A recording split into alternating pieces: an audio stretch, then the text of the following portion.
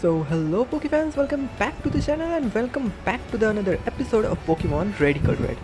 तो ऑब्वियसली हाँ, आज के एपिसोड में हम रेडिकल रेड की स्टोरी को कंटिन्यू करने वाले हैं और आई होप तुम लोग पिछले वीडियो की तरह इस वीडियो को इग्नोर नहीं करोगे प्लीज़। तो अब हमारी वीडियो को शुरू करते हैं, पर हाँ शुरू करने से पहले एक बार चेक कर लो तुम लोगों ने वीडियो को लाइक किया है कि नहीं और चैनल को सब्सक्राइब किया है कि नहीं। और अगर अभी तक वीडियो को लाइक और चैनल को सब्सक्राइब नहीं किया तो जल्दी से प्लीज़ कर दो भाई, क्योंकि भाई मुझे इसी से वीडियो बनाने का मोटिवेशन मिलता है और अगर तुम लोग ये नहीं करते तो भाई मेरा दिल टूट जाता है। तो आई होप तुम लोगों ने वीडियो को लाइक ही कर दिया होगा। तो अब बिना किसी देरी के शुरू करते अपने वीडियो को। तो वीडियो की स्टार्टिंग में हमने हमारे मूव रिमाइंडर को हराया, जिसने लिटरली मुझे 3 दिनों से मेरा जीना हराम करके रखा था। जिसके बाद हम लोग स्टीम रॉकेट के नमूने से लड़े, जिससे हमने लिटरली इजीली हराया और इससे इसका डिग टीएम लिया और इसे लात मार के इसके हाइड आउट वापस भेजा। जिसके बाद हमने भी सरोलियन सिटी को छोड़ा और पहुंच गए वर्मिलियन सिटी, आई गेस यही बोलते हैं इस जगह को। और पहुंच के हमने सबसे पहले हमारा गुड रॉड है और हाँ ये बंदा हमें गुड रॉड देता है ना कि ओल्ड रॉड। जिसके बाद हमें एक अंडे बेचने वाले दद्दू मिले, जिनसे हमने अंडा खरीदा और कुछ देर दौड़ने के बाद हमें मिल गया हमारा सेकंड स्टार्टर पोकेमॉन टर्टविक। इसके बाद हम लोगों ने टर्टविक को लेकर थोड़ी देर ट्रेनिंग की और उसे इवॉल्व कर लिया ग्रोटल में, क्योंकि एक लेवल का टर्टविक मेरे किसी काम में नहीं आने वाला। और ग्रोटल के आने के बाद मैं थोड़ा सा कॉन्फिडेंट हो गया था और पहुंच गया SSN में हमारे राइवल को चैलेंज करने, जहाँ पर आके मैं देखता हूँ कि हमारा राइवल यहाँ पर नहीं है, उल्टा यहाँ पर ब्रैंडन है। और मैं ऑनेस्टली कहूँगा भाई हमारे राइवल को हराना ज़्यादा इजी होगा भाई इसको हराने से, क्योंकि भाई ये मेरा शायद तीसरा या चौथा अटेम्प्ट होगा भाई इसे हराने का। एंड ब्रैंडन को हराना लिटरली इजी नहीं था, क्योंकि मैं इसके सामने कोई भी पोकेमॉन ले आओ भाई ये मेरे हर एक पोकेमॉन को ठोके जा रहा था। तो हाँ, इतने सारे झमेले लेने के बाद तुम लोग का इस वीडियो को लाइक करना तो बनता है कि मैं एक्सेप्ट करता हूँ कि ये थोड़ा सा लेम था, पर फिर भी तुम लोगों को लाइक करने में क्या ही जाता है, प्लीज़ कर दो यार, वो लाइक करना तो फ्री होता है। और हाँ, अगर तुम लोग लाइक कर ही रहे हो तो वो सब्सक्राइब वाला बटन भी दबाई दो प्लीज़। तो अब ऑफ टॉपिक जाना बंद करके वीडियो पे लौटते हैं, जहाँ पर क्योंकि हम लोगों ने ऑलमोस्ट ब्रैंडन को हरा ही दिया है। तो फाइनली ब्रैंडन को हरा के हम पहुँच गए कैप्टन के रूम में, जहाँ पर जाके हम देखते हैं भाई कैप्टन की हालत तो भाई बिगड़ी हुई है। जिसके बाद ऑब्वियसली हमने उनकी हेल्प की, जिससे कैप्टन हमसे खुश हो गया और हमें कट HM दिया, जिसे लेके मैं जिम में चला आया। और यहाँ पर आके मुझे पता चला कि मुझे कट किसी को सिखाने की ज़रूरत नहीं थी और मैंने फालतू में अपने पोकेमॉन को सिखा दिया था उसे। तो हाँ, मुझे इसके मैकेनिक्स के बारे में जानना ज़रूरी है अभी।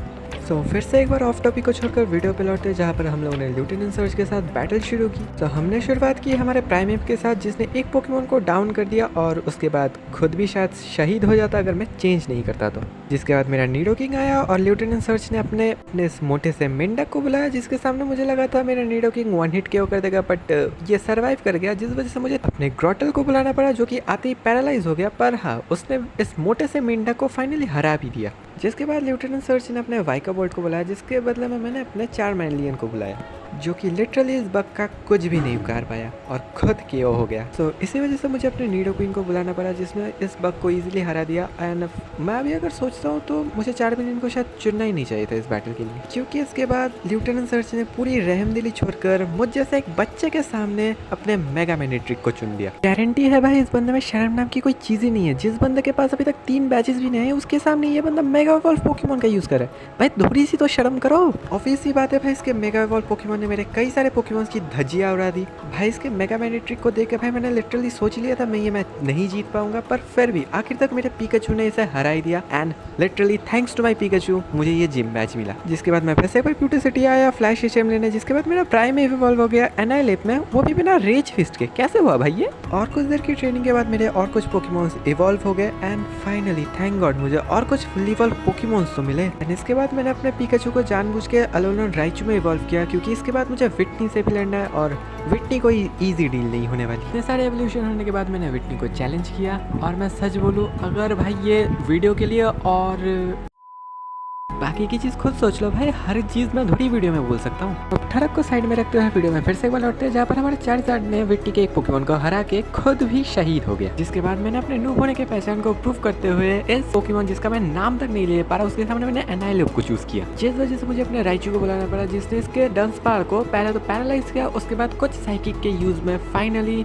हरा दिया। वैसे मैं स्टार्टिंग में चिंता कर रहा था क्योंकि ये स्टैट अपग्रेडिंग मूव यूज कर रहा था। और हाँ, इसी के बाद विट्टी ने इस पूरे बैटल की कुछ अननोइंग पोकेमॉन में से एक पोकेमॉन को भेजा, क्योंकि ये पोकेमॉन लिटरली हर बार बस रूस्ट के यूज से अपना हेल्थ बढ़ाया जा रहा था। सचमुच में मुझे सबसे ज्यादा गुस्सा दिला रहा था, क्योंकि ये मेरा टाइम और पीपी दोनों काट रही थी। और साथ ही में मुझे रूस्ट मूव से कभी भी अपनी जिंदगी में इतनी ज्यादा नफरत नहीं हुई जितना इसने मुझे करने पे मजबूर किया है। वैसे thanks to my prime Marina, जिसकी वजह से ये हार गया, पर उससे क्या कुछ देर बाद इसकी अनोइंग मिल्टैंग आ गई, जिसने फिर से एक बार अपने हीलिंग बैटल को शुरू किया। और लिटरली मुझे नफरत है व्हिटनी से। व्हिटनी देखने में खूबसूरत हो सकती है, पर मैं इसे कभी जिंदगी में डेट के लिए नहीं पूछने वाला।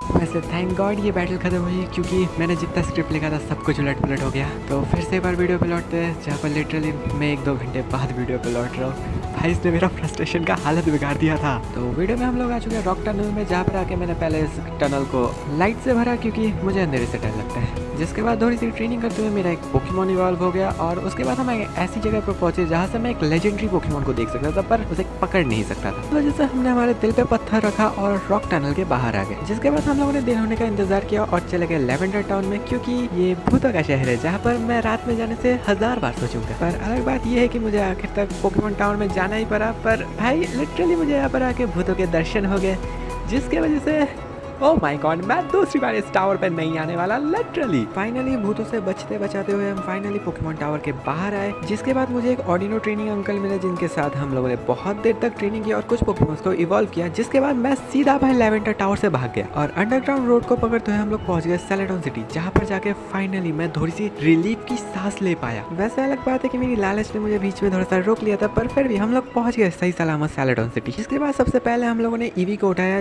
जो कि एक्चुअली मेरे हिसाब से चोरी हुई है ना, क्योंकि हम इस बंदे ने हमें वो गिफ्ट नहीं किया, की जगह हमने उसके मुंह के सामने से बस उसे उठा लिया। छोड़ो उन बातों को भाई, क्योंकि अभी टाइम है इस खूबसूरत लड़की के साथ फ्लर्ट करने का। पर इस लड़की ने हमें सीधा इग्नोर किया, तो हम चले आए शॉपिंग मॉल के छत पे, जहाँ पर आके हम रोना चाहते थे, पर वहाँ पर पहले से 2 बंदे थे, जिस वजह से हम बिना रोए चले आए फ्लाई एस्टियम लेने। जिसके बाद हम जिम में चले आए, जहाँ पर आके हम देखते कि ये बुढ़ा लड़कियां उतार रहा है। भाई अकेले अकेले क्यों उतार रहे हैं, हमें भी ले लेते।